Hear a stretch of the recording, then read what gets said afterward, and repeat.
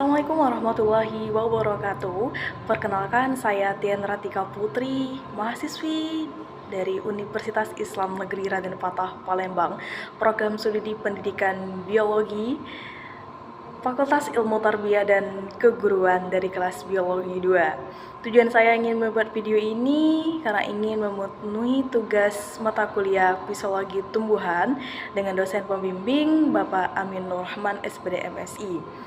Maka dari itu, untuk mempersingkat waktu, di sini saya akan menjelaskan materi tentang fitohormon. Definisi fitohormon. Fitohormon adalah sekumpulan senyawa organik bukan hara nutrien yang terbentuk secara alami dalam kadar yang sangat kecil dengan ukuran 1 mikrometer, mendorong, menghambat, atau mengubah pertumbuhan, perkembangan, dan pergerakan taksis pada tumbuhan. Hormon tumbuhan dibentuk oleh sel-sel yang terletak di titik-titik tertentu pada tumbuhan, terutama pada bagian meristem. Selanjutnya, hormon akan bekerja pada jaringan di sekitarnya atau lebih umum ditranslokasi ke bagian tumbuhan yang lainnya untuk aktif bekerja di sana. Mekanisme kerja hormon yang pertama, hormon bekerja melalui pengikatan dengan reseptor spesifik K. Reseptor ini terletak pada permukaan sel atau intraseluler. Interaksi permukaan hormon reseptor memberikan sinyal membentuk dari messenger kedua. Interaksi hormon reseptor ini menimbulkan pengaruh pada ekspresi gen. Apabila suatu hormon di dalam sel telah mencapai tingkat tertentu dengan hormon lainnya, sejumlah gen yang semula tidak aktif akan mulai berekspresi. Hormon yang pertama ada auksin, sitokinin, giberelin, asam absid, satetilen, dan etilen. Yang pertama, auksin. Auksin adalah zat yang ditemukan pada ujung batang, akar, pembentukan bunga yang berfungsi sebagai pengatur, pengetar sel, dan pemicu pemanjangan sel di daerah belakang meristem. Ujung hormon auksin disintesiskan pada bagian meristem tanaman ujung batang atau ujung akar. Cara kerja hormon auksin adalah menginisiasi pemanjangan sel dan juga memicu protein tertentu yang ada di membran plasma sel tumbuhan untuk memompa ion H ke dinding sel. Ion H+ mengaktifkan enzim tertentu sehingga memutuskan beberapa ikatan silang nitrogen rantai molekul selulosa menyusun dinding sel. Sel tumbuhan kemudian memanjang akibat air yang masuk secara otomatis. Fungsi auksin memicu pembentukan dan pertumbuhan akar, mempercepat pemanjangan batang, memacu perkecambahan, dan membantu dalam proses pembelahan sel, mempercepat pemasakan buah. Karakteristik auksin contohnya seperti tumbuhan prototropisme lebih aktif pada bagian atau tempat yang terkena cahaya matahari. Sitokinin. Fungsi sitokinin memicu morfogenesis, tunas, memacu pembelahan sel, mempercepat pelebaran daur, memacu pertunasan lateral pada puncak batang, menunda pengguguran daur, bunga, dan buah. Sitokinin disintesis pada jaringan endosperma, cairan lunak, biji jagung muda, air kelapa, dan akar muda, biji dan buah yang belum masak. Mekanisme kerja sitokinin yang pertama, sintesis dan transportasi. Sitokinin disintesis di akar dari adenin dan diubah menjadi bentuk aktif seperti zeatin, lalu ditransportasi ke bagian atas tanaman. Kemudian, resepsi sinyal, sitokinin berikatan dengan reseptor CRE1 atau AHK4 di membran sel. Transduksi sinyal diteruskan melalui protein AHP ke dalam inti sel, memfosforilasi ARR.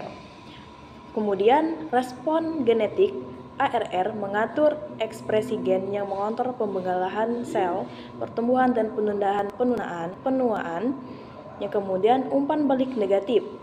ARR atau A membatasi respon agar tidak berlebihan.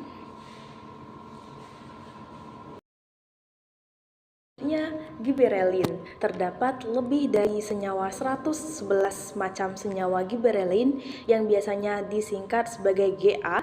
Setiap GA dikenali dengan angka yang terdapat padanya, misalnya GA1, GA2, dan tersebut. Giberellin dapat diperoleh dari biji yang belum dewasa, terutama pada tumbuhan dikotil, ujung akar dan tunas daun muda dan cendawan. Bagian besar GA diproduksi oleh tumbuhan adalah dalam bentuk inaktif sehingga membutuhkan prekursor untuk menjadi bentuk aktif. Beberapa prekursor GA antara lain adalah asetil koenzim A dan juga auksin dalam jumlah yang kecil. Fungsi giberellin memacu perkecambahan biji, mematahkan dormasi biji, perpanjangan batang dan pertumbuhan daun, mendorong pembungaan sebelum waktunya. Waktunya menyebabkan tanaman buah mengalami pertumbuhan raksasa. Kemudian mekanisme giberellin, mekanisme giberellin itu yang pertama, biosintesis dan transportasi. Giberellin disintesis di jaringan muda dan biji yang tumbuh, kemudian ditransportasi ke sel target. Kemudian penerimaan sinyal, giberellin berikatan dengan reseptor GID1 di dalam sel. Kemudian transduksi sinyal kompleks GID1 menyebabkan degradasi protein pendekatan SLR1 melalui jalur ubiquitin dengan bantuan GID2. Kemudian respon genetik setelah SLR1 dihilangkan, gen-gen pertumbuhan aktif menyebabkan pemanjangan sel, perkecambahan, dan pembungaan. Selanjutnya ada asam absisatelien. Fungsi ABA menghambat pertumbuhan merangsang penutupan stomata pada waktu kekurangan air, mempertahankan dormansi, cekaman lingkungan. Musim dingin atau kering merupakan waktu di mana tanaman beradaptasi menjadi dorman, penundaan pertumbuhan. Pada waktu itu, ABA dihasilkan oleh kuncup menghambat pembelahan sel pada jaringan meristem apikal dan pada kabium pembuluh sehingga menunda pertumbuhan primer maupun sekunder. ABA juga mencegah kehilangan air dari tanaman dengan membentuk lapisan kutikula atau lapisan lilin. Dormansi biji, level ABA akan menambah 100 kali lipat selama pematangan biji yang akan menghambat percambahan serta menginduksi produksi protein khusus yang membantu biji untuk menahan dehidrasi yang ekstrim yang mengiringi penatangan. Mekanisme asam absisatelien yang pertama, sintesis dan transportasi. Disintesis di kloroplas atau plastida saat stres kering dingin.